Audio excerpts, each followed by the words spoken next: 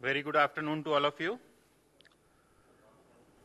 Respected all the dignitaries present from Indian INC, myself Nishant, welcome you all in this presentation.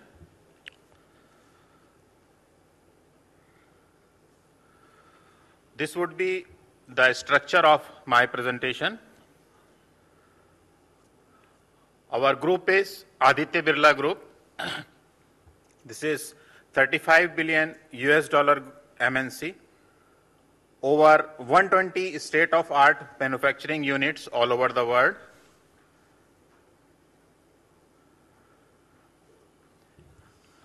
Ours is this Hindalco Industries Limited.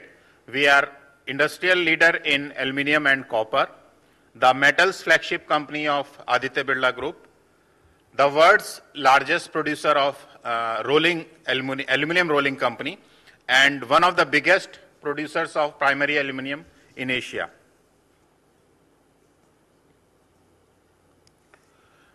This is a brief about our unit, that is Renusagar Power Division, which is situated in UP, and it is 35 kilometers distant from the place, that is Renukut, which is the integrated plant of aluminium is situated.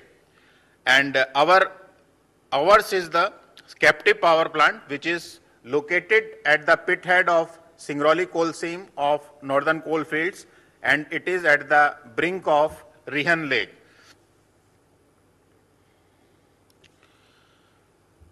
This is just some salient features. Ours is the first captive power plant as far as aluminium industries is concerned. We are the first power plant in India with zero water discharge and maintaining this since 1982, consistently operating at plant load factor of more than 100% for last 3 years, and first power plant in India to have additional spare boiler to avoid generation loss in case of outage of any of the boilers. And it is also a first private sector power training center which is certified by Central Electricity Authority, Ministry of Power in a A grade.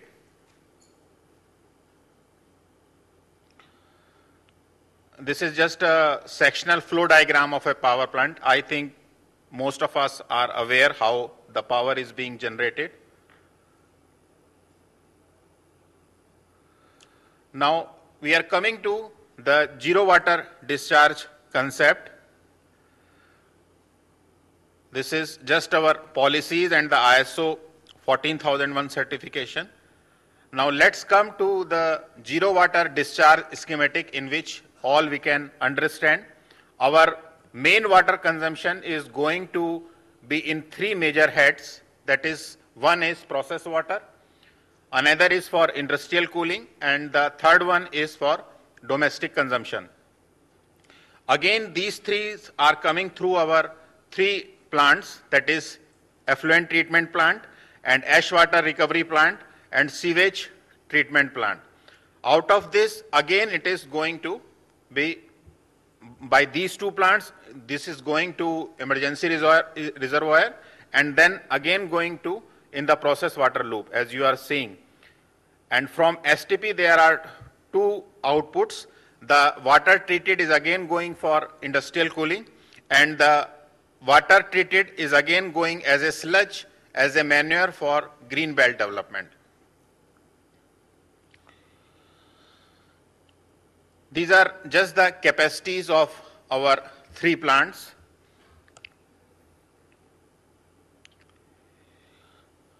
This is some of the features of our ETP, like discharges from DM plant, boiler blowdown, filter flashback and CHP area. All those are coming to ETP, and that treated effluent is sent to emergency reservoir and then in turn to pumped again for plant utilization.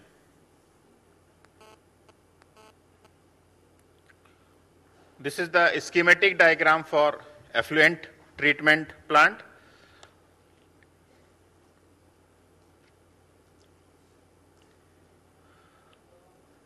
This is the just of that sheet in which we are having those standards and the actual values which we regularly evaluate, and we are keeping all the time, it is very well below the standard level, and we always strive to improve that quality so that these, like for example, we can see the BOD and COD level. It is coming in the 11-12 year, or the average is coming 4.7, although the standard lies for BOD is 30 mg per liter. So likewise, we are trying to maintain the lower, whatever the lowest possible, or we can say the optimum level, which we can maintain, just not sticking that it should be less than standard, but we are maintaining the best possible in the way we can. This is just some of the points regarding our sewage treatment plant. Again, the treated water which is coming out of STP is utilized, as I said, in greenery development, and again this is going for makeup in cooling towers. This is the comprehensive schematic of sewage treatment plant.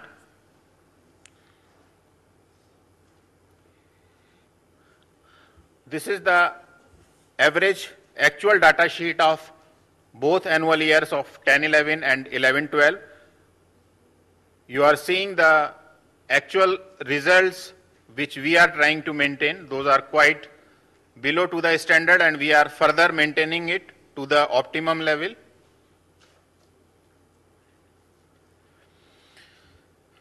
Now we are having this AWTP also, that is ash water treatment plant. The ash slurry which is settled down in the pond and that is taken into the ash water recovery plant through decantation wells, and then treated water is pumped back to the ash plant and is reused. This you are seeing the schematic of ash water treatment plant, how we are giving an output to the emergency reservoir, and then water comes for recycling and again used in the process.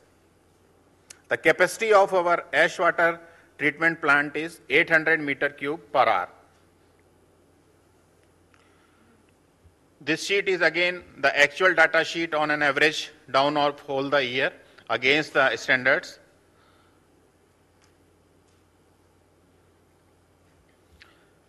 In a nutshell, we can say, or just I want to highlight that our ETP, that is effluent treatment plant, is designed as per the elevation of geographical setup because it's a hilly area.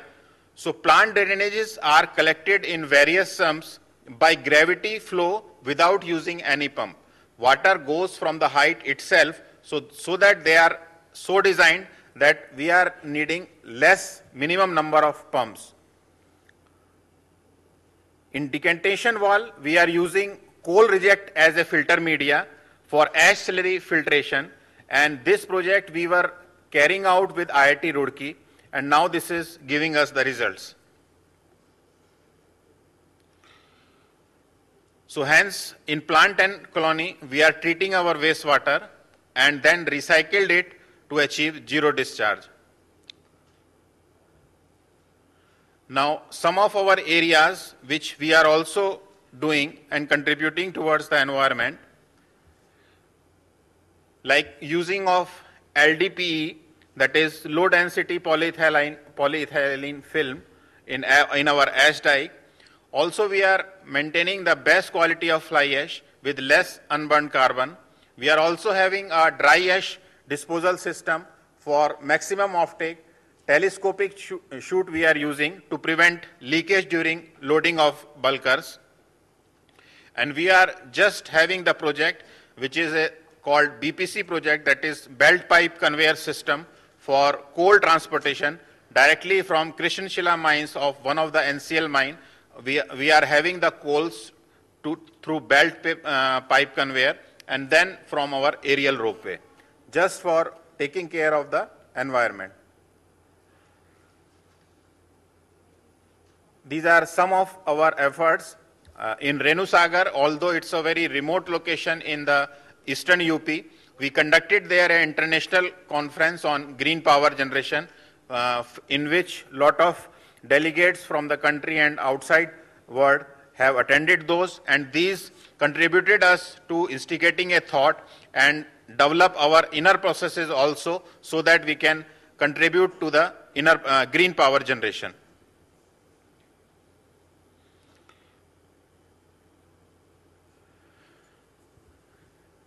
These are the just small glimpses of the awards and accolades which our unit has won.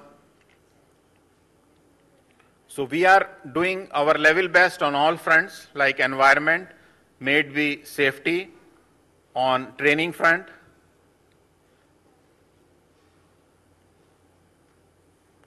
Some of the photographs of the awards which we got from Greentech and other reputed organizations. I want to end up my presentation by Lloyd Axworthy comments that water has become a highly precious resource. There are some places where a barrel of water costs more than a barrel of oil. Thank you.